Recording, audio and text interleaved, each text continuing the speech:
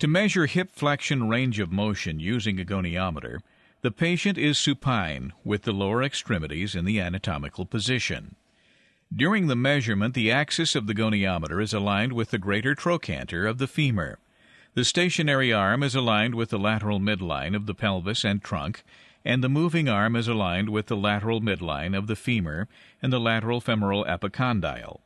If flexion of the pelvis on the trunk occurs during the test, the stationary arm of the goniometer should be maintained in line with the lateral midline of the pelvis to assure accuracy of measurement.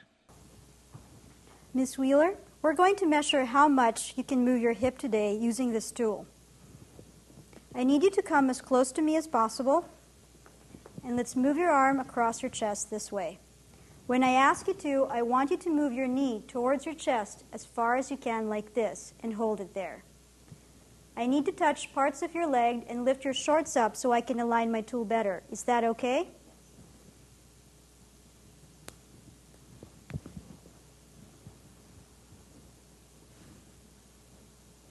Okay, now move your foot in and out this way.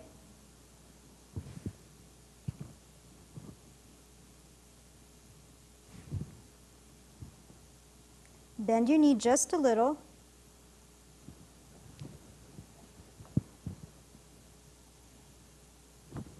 Now move your knee up towards your chest and hold it there.